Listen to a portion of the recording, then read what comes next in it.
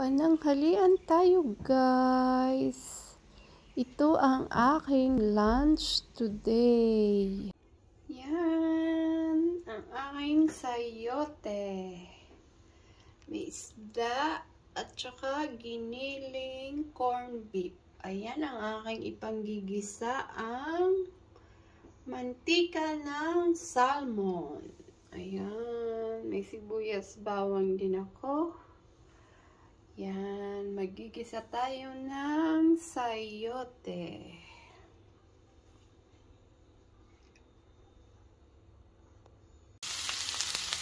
Yan, iginisa ko na siya, yung konting giniling at ang corned beef.